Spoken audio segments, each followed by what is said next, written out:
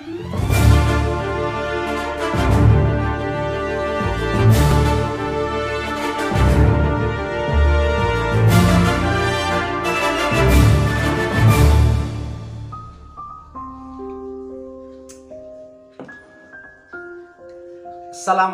warahmatullahi wabarakatuh.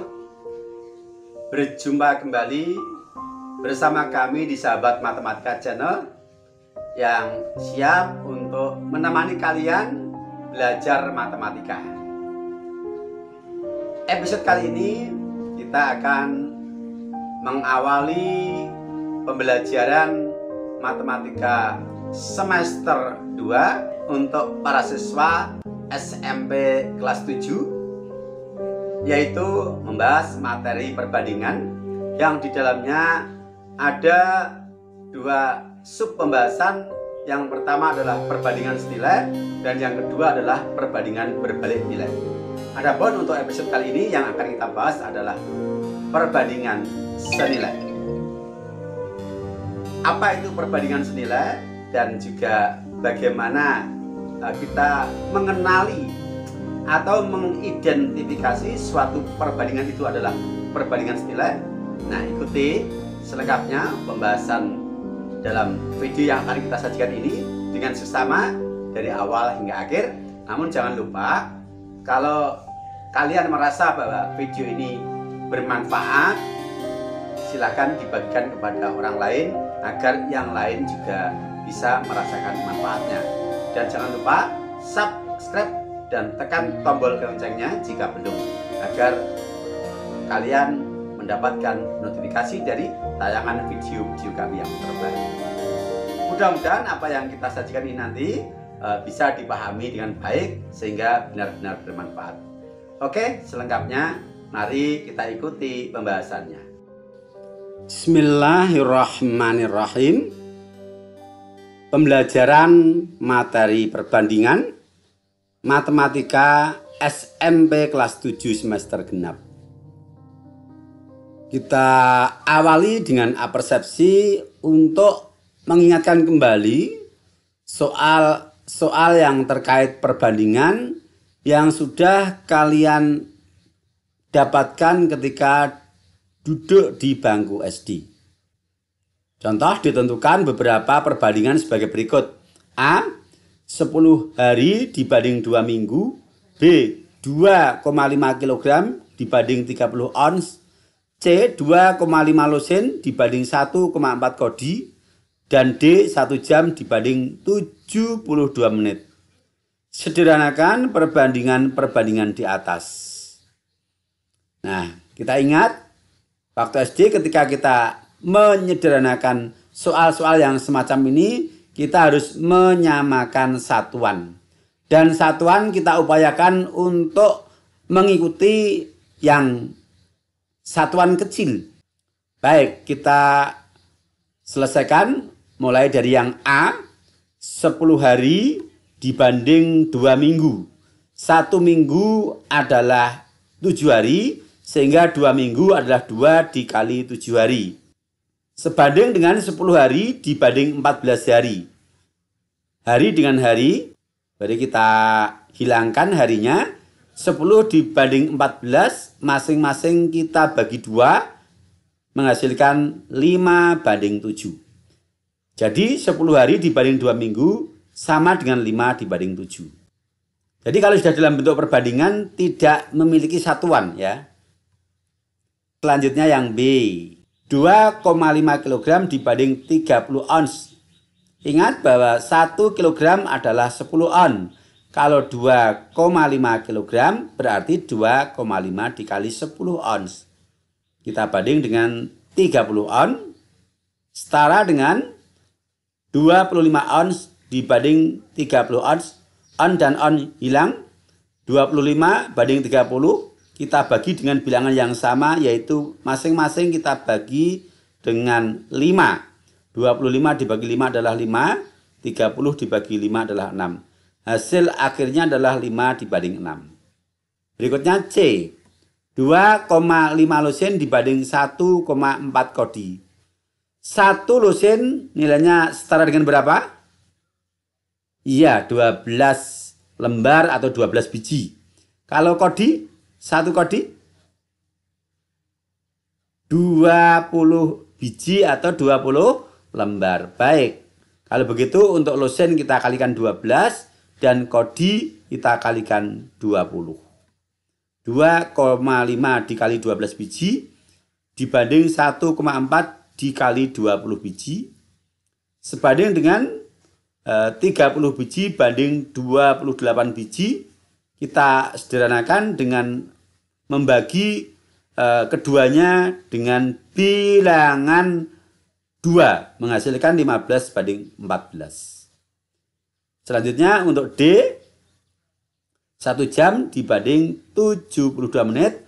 Untuk jamnya kita rubah ke dalam menit dengan cara mengalikan 60 karena 1 jam adalah 60 menit. 60 menit dibanding 72 menit kita sederhanakan menghasilkan 5 banding 6. Nah, ini yang sudah pernah kalian dapatkan ketika duduk di bangku SD. Nah, materi perbandingan ini akan kita perdalam di bangku SMP kelas 7 ini. Dan perbandingan yang akan kita bahas nanti kita bagi menjadi 2 jenis perbandingan. Yang pertama adalah perbandingan senilai dan yang kedua adalah perbandingan berbalik nilai. Apa itu perbandingan senilai atau ciri-cirinya bagaimana? Dan apa atau ciri-cirinya bagaimana untuk perbandingan berbalik nilai? Mari kita mulai pembahasan kita dengan mengawali dari perbandingan senilai. Contoh yang kalian kenal dalam kehidupan sehari-hari yang terkait dengan perbandingan senilai, yang pertama adalah peta. Sebuah peta dari gambar ya, tertulis skala 1 banding 5.600.000. Ini artinya ada perbandingan setiap 1 cm pada peta mewakili 5.600.000 cm jarak sebenarnya. Nah, pada peta semakin jauh jarak antara dua tempat, maka jarak pada peta juga semakin panjang. Sebaliknya, jika jarak sebenarnya semakin dekat, maka jarak pada peta juga semakin pendek. Skala pada peta ini merupakan contoh permasalahan yang terkait dengan perbandingan senilai. Nah, apa itu skala? Skala adalah perbandingan antara jarak pada peta dengan jarak sebenarnya. Dan dirumuskan, skala sama dengan jarak pada peta atau gambar per jarak sebenarnya. Atau boleh disingkat dengan simbol skala sama dengan JG per JS. JG ini mewakili jarak pada peta dan JS mewakili jarak sebenarnya. Contoh soal. Dari gambar peta di atas, A, jarak antara Bogor dan Cirebon pada peta di atas adalah 4 cm. Tentukan jarak antara Bogor dan Cirebon sebenarnya. B, jika jarak dua kota sebenarnya 112 km, berapa jarak pada peta di atas? Oke, mari kita selesaikan penyelesaian. A, skala 1 banding 5.600.000 artinya 1 cm pada peta mewakili 5.600.000 cm dari jarak sebenarnya. Sehingga jarak Bogor Cirebon kalau 4 cm pada peta berarti dia diwakili oleh 4 dikali 5.600.000 dalam satuan sentimeter. Yang senilai dengan 22.400.000 cm. Sehingga kalau kita konversikan ke dalam kilometer harus kita bagi 100.000 karena harus naik 5 tangga. Hasilnya adalah 224 km. B. Untuk jarak dua kota sebenarnya 112 km. Ini kita konversikan dulu ke dalam sentimeter, yaitu kita kalikan 100.000 setara dengan 11.200.000 cm. Nah, ini adalah ukuran jarak sebenarnya dalam sentimeter. Kalau tadi dari ukuran peta ke sebenarnya dikali 5.600.000, sebaliknya kalau dari ukuran sebenarnya ke ukuran peta 11.200.000 cm ini pada peta diwakili oleh 11.200.000 cm dibagi 5.600.000. Hasilnya sama dengan 2 cm. Nah, begitu caranya ya. Jadi intinya kalau mencari jarak sebenarnya adalah jarak pada peta kita kalikan dengan pembanding skala. Kemudian sebaliknya kalau kita mencari jarak pada peta, caranya adalah jarak sebenarnya kita bagi dengan pembanding skala. Baik, kita lanjutkan. Yang termasuk jenis perbandingan senilai adalah masalah maket gedung, bisa juga denah ya. Sebuah maket atau miniatur gedung dengan gedung sebenarnya merupakan contoh dua objek yang memiliki bentuk yang sama dengan ukuran yang berbeda. Tetapi ukuran untuk setiap bagian yang bersesuaian pada gedung dan maket memiliki perbandingan yang sama. Artinya perbandingan antara ukuran gedung dengan maket, tinggi gedung dengan tinggi maket, perbandingannya akan sama dengan lebar gedung dengan lebar maket, akan sama dengan nilai perbandingan panjang gedung dengan panjang maket, begitu seterusnya. Nah, perbandingan ukuran maket dan ukuran gedung sebenarnya juga merupakan contoh perbandingan senilai. Contoh, denah sebuah perumahan dibuat dengan skala 1:800.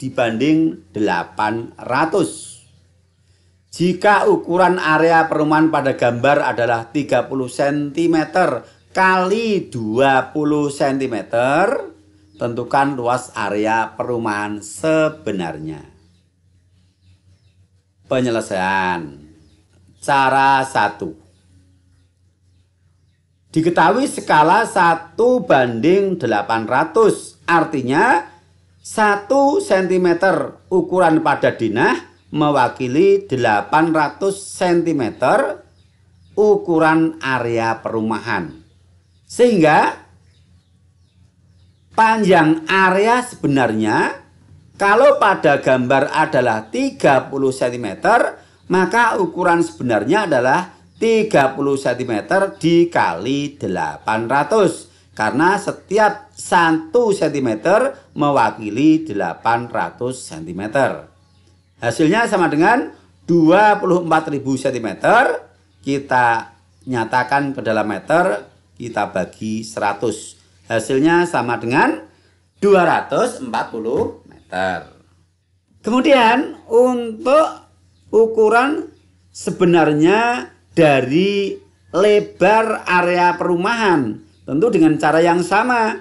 Kalau lebar pada denah adalah 20 cm, sementara setiap 1 cm pada denah mewakili 800 cm sebenarnya, berarti 20 cm ini kita kalikan 800 juga. Hasilnya sama dengan 16.000 cm. Kita konversikan ke dalam meter, kita bagi 100 sama dengan 160 meter. Yang ditanyakan adalah luas area perumahan sebenarnya. Kita sudah mendapatkan ukuran panjang sebenarnya dan lebar sebenarnya. Dengan demikian, Kalau kita asumsikan bahwa area perumahan ini berbentuk persegi panjang, maka luas area sebenarnya dari perumahan adalah ukuran panjang sebenarnya kita kalikan dengan ukuran lebar sebenarnya. 240 meter dikali 160 meter hasilnya adalah 38.400 meter persegi. Cara 2, kita bisa menghitung luas denah terlebih dahulu. Luas denah berarti 30 cm dikali 20 cm karena tadi kita asumsikan area tanah perumahan itu berbentuk persegi panjang. Hasilnya adalah 600 cm persegi. Hanya saja hati-hati kalau luas denah kita cari terlebih dahulu. Untuk mencari luas sebenarnya bukan kita kalikan 800, akan tetapi kita kalikan 800 ini harus kita kuadratkan. Mengapa dikuadratkan? Karena luas ini adalah hasil perkalian dari panjang dan lebar yang masing-masing tadi panjangnya kita kalikan 800 dan lebarnya kita kalikan 800. Nah, maka harus kita kuadratkan. Sama dengan 600.000 cm persegi dikali 640.000. Sama dengan 384 juta cm persegi. Kemudian dari cm persegi kita konversikan ke dalam meter persegi. Naik 2 tangga. Setiap tangga dibagi 100, 2 tangga berarti dibagi 10.000. Hasilnya sama dengan 38.400 meter persegi. Nah, sama kan hasilnya? Oke, bagaimana? Bisa dipahami? Baik, kita berikan contoh lagi yang terkait dengan perbandingan senilai. Sebagai contoh adalah usaha rumahan. Untuk membuat kue pukis yang enak, diberikan resep standar setiap membuat 50 kue pukis diperlukan terigu 900 gram dan gula 600 gram. 1.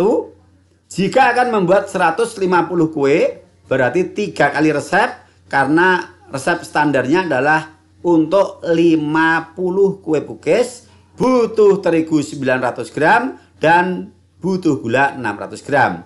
Kalau 3 kali resep, maka dibutuhkan terigu dan gula masing-masing juga 3 kali lipat dari standar resep, yaitu 900 gram dikali 3 adalah 2.700 gram dan 600 gram dikali 3 adalah 1.800 gram. Semakin banyak barang yang kita buat, tentu bahan baku yang dibutuhkan juga akan mengikuti dengan perbandingan yang sebanding atau senilai. Yang kedua, jika akan membuat 25 kue, berarti separuh resep karena 25 adalah separuh dari 50. Maka diperlukan terigu dan gula masing-masing setengah dari ukuran standar, yaitu 450 gram untuk terigu, yaitu separuh dari 900 gram, dan 300 gram untuk gula, setengah dari 600. Perbandingan antara banyak kue yang dibuat dengan tepung dan gula yang dibutuhkan merupakan contoh perbandingan senilai. Karena kebutuhan bahan sebanding atau berbanding lurus dengan banyak kue yang akan dibuat. Contoh soal, untuk menjahit 60 pasang pakaian, seorang penjahit memerlukan waktu selama 18 hari. Jika penjahit tersebut bekerja selama 24 hari, berapa pasang pakaian yang dapat dihasilkan? Perhatikan penyelesaiannya. Cara 1, kita buat matrik. Kolom pertama adalah hasil jahitan dalam satuan pasang, kolom kedua adalah waktu yang dibutuhkan. Telah diketahui bahwa untuk menjahit 60 pasang pakaian butuh waktu 18 hari. Ini adalah standarnya. Kemudian jika dia bekerja 24 hari, berapa pasang pakaian yang dihasilkan? Kita misalkan banyak pasang pakaian yang dihasilkan adalah X pasang. Kita tulis X. Kemudian ini adalah hasil dari menjahit selama 24 hari. Bahwa masalah ini adalah masalah perbandingan senilai. Ya. Kalau perbandingan senilai berarti perbandingan jumlah barang dengan perbandingan waktu yang dibutuhkan adalah sebanding atau senilai. Sehingga dalam matematika dapat ditulis 60 per X sama dengan 18/24. Perbandingan jumlah barang akan sama dengan perbandingan waktu atau lama hari. Kemudian ingat bahwa ketika kita punya perbandingan seperti ini, bisa kita selesaikan dengan perkalian silang. Upayakan ketika perkalian silang, yang kita kalikan adalah pasangan perkalian yang memuat variabel. Dalam hal ini kita dahulukan X kali 18, kemudian sama dengan 60 kali 24. Kita tulis. Untuk mendapatkan X caranya, hasil perkalian 60 dikali 24 ini kita bagi 18. 60 dikali 24 per 18. Mungkin ada di antara kalian yang kemudian disederhanakan dengan mencoret-coret gitu. Misalnya 24 dan 18 dibagi 6. Atau mungkin 18 dan 60 dibagi 6. Nah, itu nanti akan mendapatkan bentuk yang sederhana.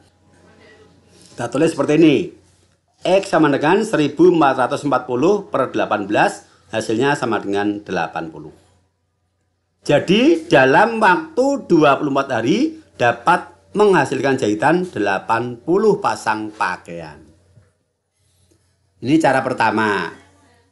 Cara yang kedua, tetap kita buat matrik yang sama sebagai perbandingan senilai. Kita tidak perlu menyatakan perbandingannya, artinya tidak kita tulis perbandingannya, langsung perkalian silang.